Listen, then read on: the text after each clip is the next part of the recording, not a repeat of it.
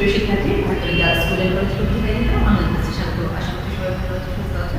আজ আপনাদেরকে কিছু গাণিতিক সমস্যা দেখাবো। সামনে যে অ্যাসাইনমেন্ট আছে ওই অ্যাসাইনমেন্টের কিছু অংশের সাথে সম্পর্কিত। আচ্ছা, বিভিন্ন চ্যাপ্টার থেকে আমি বিশ্লেষণ দেখাবো। উৎপাদকের বিশ্লেষণ থেকে আমি রসগোল্লা নির্ণয় করা দেখাবো। আচ্ছা, তারপরে দেখো সেটের একটি অংশ দেখাবো। সেটের ছোট ছোট কিছু অঙ্ক দেখাচ্ছি তোমাদের। আচ্ছা, তারপরে দেখো আমরা এখানে প্রথম অঙ্কটি করি। প্রথম অঙ্কটিতে দেখো তিনটি রাশি দেওয়া আছে। এখানে পি কিউ আর তিনটি রাশি দেওয়া আছে। আর কত হচ্ছে এখানে একটি সৃজনশীল অঙ্ক আছে। কতে উৎপাদকের বিশ্লেষণ করব। তারপরে হচ্ছে ক হচ্ছে রাশির তিনটি রসগোল্লা নির্ণয় করবো। তারপরে এখানে একটি প্রমাণ আছে সরল করা আমরা নির্ণয় করছি। এটা সবসময় 0 হয়। আচ্ছা, তাহলে আমি প্রথমে 1 নম্বর প্রশ্নের কটা করাচ্ছি। দেখো এখানে উৎপাদক বিশ্লেষণটা দেখাচ্ছি। আচ্ছা, উৎপাদক বিশ্লেষণ মানে হচ্ছে দেখো এখানে উৎপাদক মানে হচ্ছে কোনো একটি রাশিকে যদি আমরা গুণ আকারে প্রকাশ করতে পারি তাহলে যে গুণ আকারে প্রকাশ করতে পারবো সে রাশিটি হচ্ছে রাশিটার জন্য উৎপাদক। যেমন আমি একটি সংখ্যা নিলাম, যেমন আমি এখানে সংখ্যা নিলাম যে 3 থেকে আমি লিখতে পারি 1 × 3। তাহলে 3 এর উৎপাদক হচ্ছে 1 এবং 3। এরকমই আমরা যদি 6 নিই, 6 কে আমরা কয়েকবার লিখতে পারি, 1 × 6 লিখতে পারি, 2 × 3 লিখতে পারি। তাহলে 6 এর উত্তর হচ্ছে 1 2 3 6। আচ্ছা, তাহলে দেখো আপনি বুঝতে পারবে উৎপাদক আসলে দেখবে উৎপাদকের সূত্রগুলো গুণ আকারে থাকে। আমরা এখানে বিশ্লেষণ করব। উৎপাদক জানাটা খুবই জরুরি। আচ্ছা, দেখো এখানে প্রথমে আমরা ঘাত সর্বোচ্চ ঘাতটা নেব, তারপর ক্রমান্বয়ে নেব। এখানে হচ্ছে ঘাত হচ্ছে 2, এখানে হচ্ছে 1, এখানে 2, এখানে 1, আর এখানে হচ্ছে ঘাত হচ্ছে x এর উপর হচ্ছে পাওয়ার 0। x এর উপর পাওয়ার 0 মানে 1, তার মানে এখানে হচ্ছে কত 36। আচ্ছা, তারপরে দেখো উৎপাদকের বিশ্লেষণ করলে আমরা এখানে এমন ভাবে করব যেন যোগ বিয়োগ করলে -12 হয় আর গুণ করলে +36 হয়।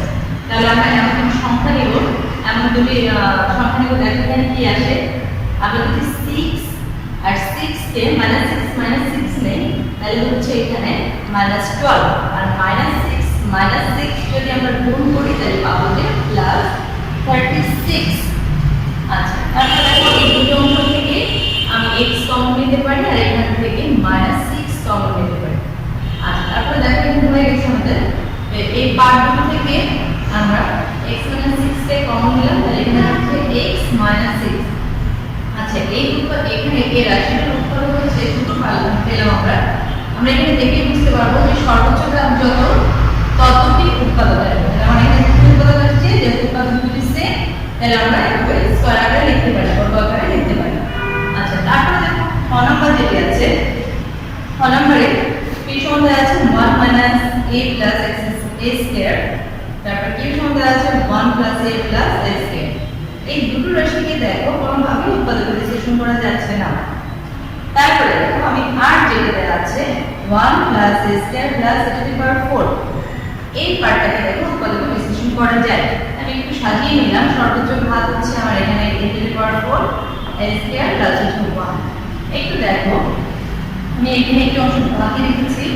আচ্ছা, এখানে আমরা লিখতে পারি কি s² লিখতে পারি, s², তারপর 1 লিখতে পারি 1²। তোমরা দেখো s² + 2ab + b² এর সূত্র আছে, এটাকে আমরা হোল স্কয়ার লিখতে পারি। তাহলে এখানে আমরা জানি যে ওই সূত্রটাতে 2ab থাকে, মানে প্রথম পার্টটি থাকে আর দ্বিতীয় পার্টটি থাকে গুণ আকারে। তাহলে আমরা এখানে লিখতে পারি a² আর হচ্ছে 1। তাহলে দেখো এখন সূত্রটি চলে আসছে a²। আমরা যদি লিখে a ধরি, প্রথম রাশি স্কয়ার প্লাস হচ্ছে 2 প্রথম রাশি গুণ দ্বিতীয় রাশি প্লাস হচ্ছে b², মানে দ্বিতীয় রাশি। সাধারণত আমরা সূত্রটাকে a + b দিয়ে করি। আচ্ছা, তাহলে আমাদের এখানে সূত্রটা হয়ে গেছে কি প্রথম যে রাশিটা এটা এবং দ্বিতীয় রাশিটার হোল স্কয়ার। আচ্ছা, তারপরে দেখো এখানে আরেকটি পার্ট দেখো, এখানে হচ্ছে a⁴ এখানে দুটো a² চলে আসছে। আমার এখানে আছে একটা a², তাহলে আমি একটা বাদ দিয়ে দিতে পারি। আশা করছি তোমরা বুঝতে পেরেছো, এখানে দুটো a² আসছে, আমার আছে এখানে কত a², তাহলে আমরা একটা a² বাদ দিতে পারি। তারপর আমাদের এটা সূত্র হয়ে গেছে a² + 1 হোল স্কয়ার মাইনাস হচ্ছে a²।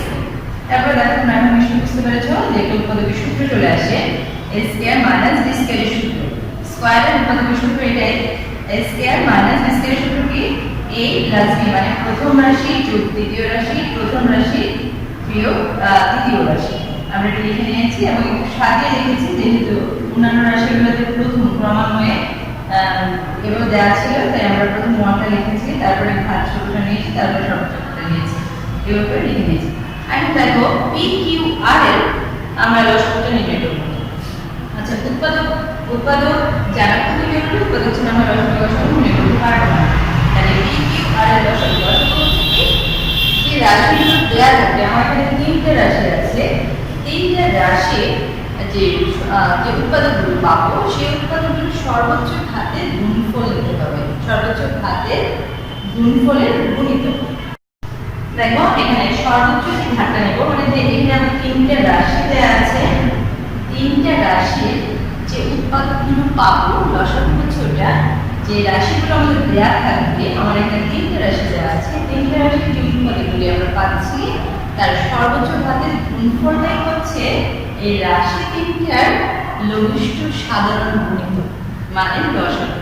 তাহলে এখানে দেখো 3টে রাশি, এখানে কি উৎপাদক হচ্ছে এটা, কি উৎপাদক এটা, আর এর উৎপাদক আমরা এখানে পাচ্ছি, এর পাচ্ছি এখানে। আচ্ছা, তাহলে দেখো আমরা এখানে সর্বোচ্চ ঘাতটা নিতে হবে। প্রথম যে পার্টটা আছে আমি আগে একটু এটা লিখে নিচ্ছি। লসাগু আসছে কত, 1 minus a plus a square. আচ্ছা, একটা উৎপাদক পেলাম। আমরা আসলে এখানে কমন আনবো, দুটোই নিতে হবে। তারপর দেখো এটা যেহেতু নেওয়া হয়েছে, তারপর দেখছি এটা নেওয়া হয়েছে কিনা, তারপর আমরা এটা নিব 1 plus a plus a square. তারপরে দেখো এখানে অলরেডি এই দুটোই চলে আসছে, লাগবে না। তাহলে আমরা এখানে পেয়েছি কি, লসাগু পেয়েছি। আমরা এগুলো নিতে পারি, প্রথম পার্টটা লিখে দেখি কি কি বাকি আছে, সেই অংশগুলো আমরা নিয়ে নেব।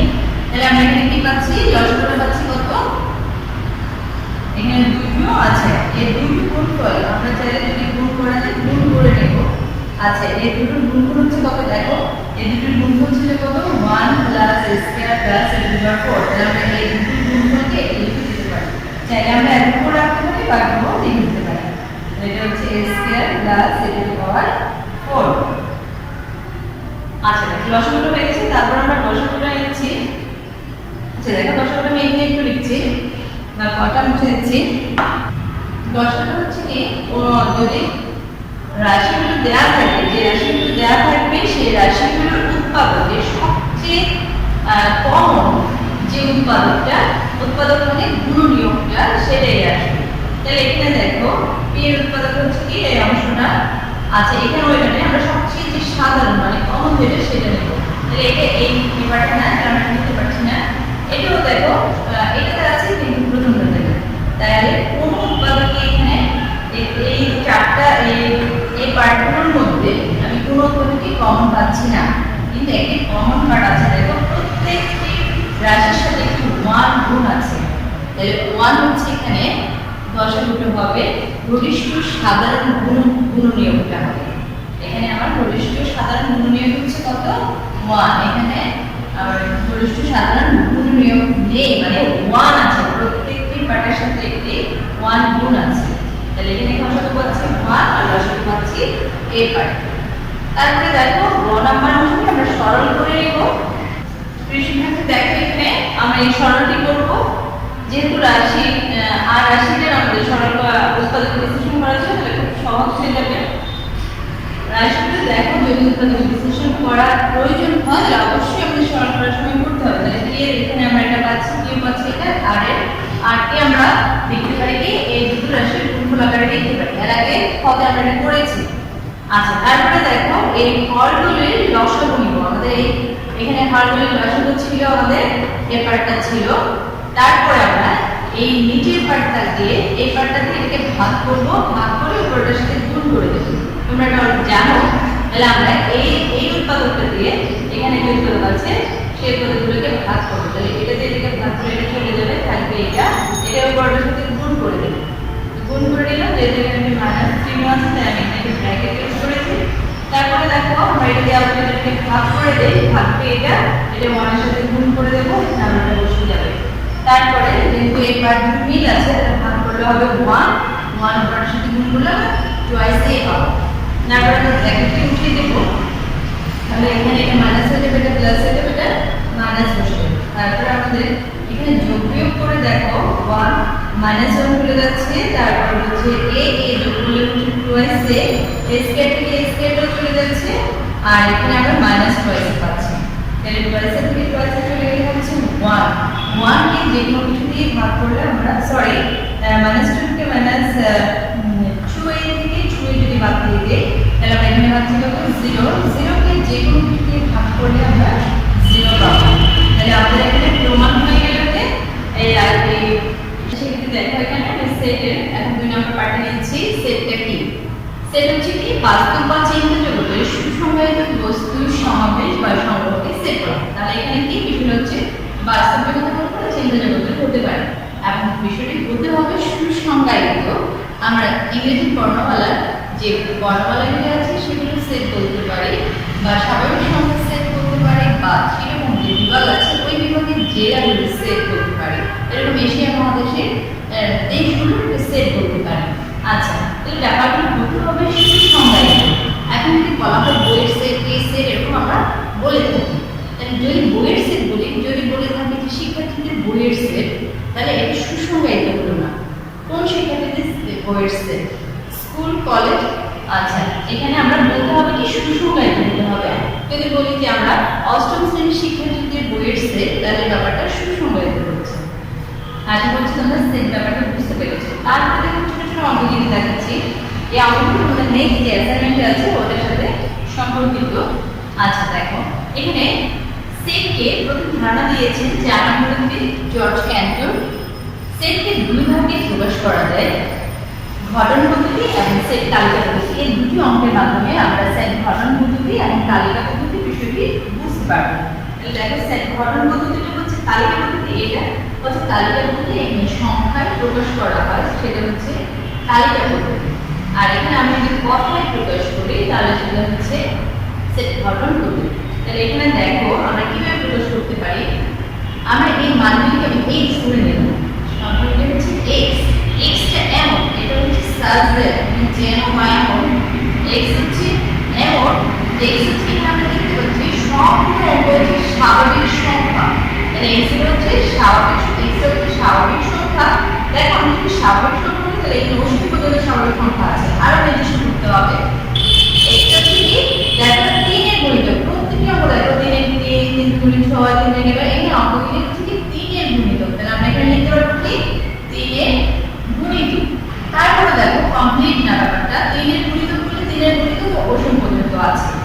আচ্ছা, তাহলে আমরা এখানে নির্দিষ্ট করতে হবে এখন দেখো এই x এর মানটা হচ্ছে 18 পর্যন্ত আছে, 18 পর্যন্ত আছে, 18 এর বড় নয় বা সমান হবে। তাহলে আমরা এখানে কিভাবে প্রকাশ করতে পারি?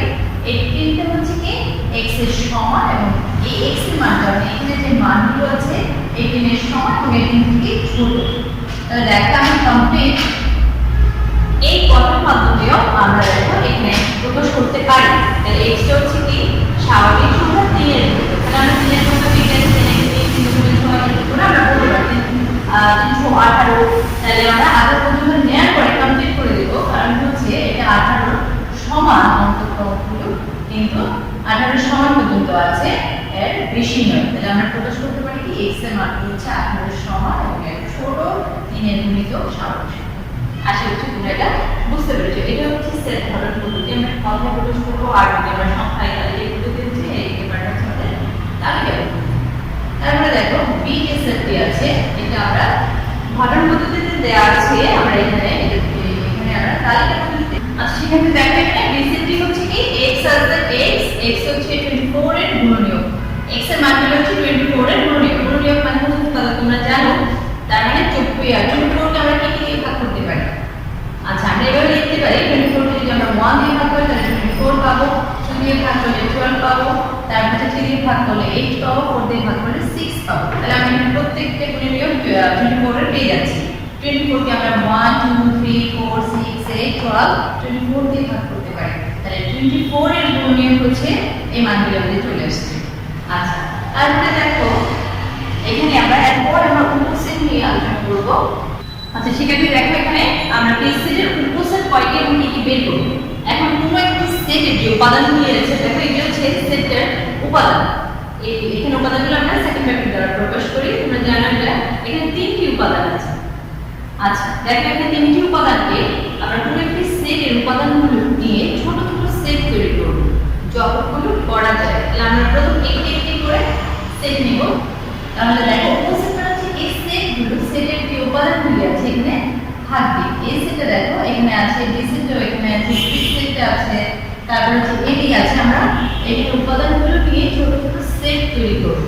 এই ছোট ছোট সেটগুলি হচ্ছে এই পি সেটের যে নির্দিষ্ট সেটটার উপসেট। তাহলে পি সেটের উপসেটগুলো আমরা এভাবে এই সেট একটি একটি করে নিলাম, দুটো করে নিলাম, তিনটি নিলাম।